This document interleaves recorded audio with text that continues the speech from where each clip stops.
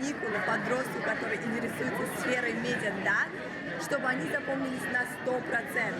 Да и что может быть лучше сна? А вот я нашла ему классную альтернативу. Это фестиваль «Детям дали камеру», на который все медиапространства города Уфы переходят в руки юным журналистам, съехавшимся с разных краев России. В столице Башкортостана в 4-й раз проходит детский фестиваль «Тренинг». В нем принимает участие более 200 школьников, которые приехали из разных городов России.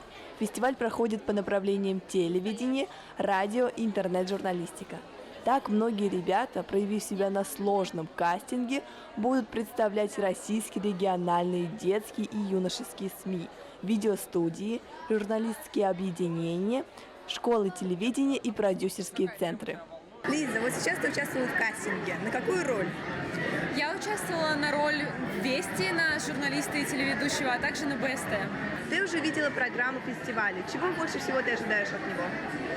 Больше всего я, конечно, ожидала как раз-таки этого кастинга, потому что мне очень хочется попасть на какой-нибудь телеканал и попробовать себя в роли ведущей, потому что мне это очень интересно. Также очень интересно увидеть ведущую «Орла и Решка» и услышать пару ее мастер-классов, каких-то советов.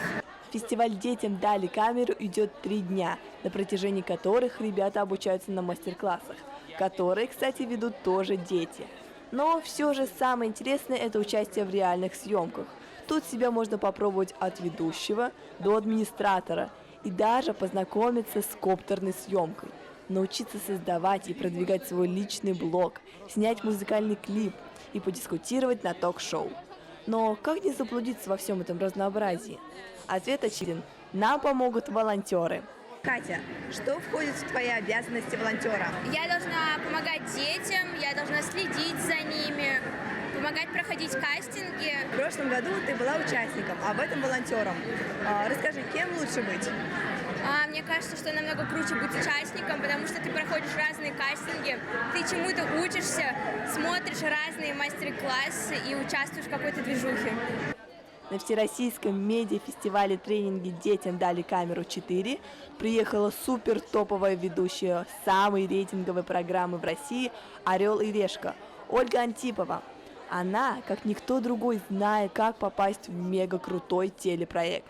А еще режиссер Антон Михалев научит нас работать в прямом эфире. Полезный навык, особенно для тех, кто хочет переквалифицироваться из корреспондентов «Горы новостей» в ведущие. Вот так за 3 дня можно прокачать свой скилл в области журналистики, завести кучу знакомств и даже со звездами и оторваться на классных вечеринках. Зарина Атиатуллина, Руслан Бигбаев, специально для «Горы новостей».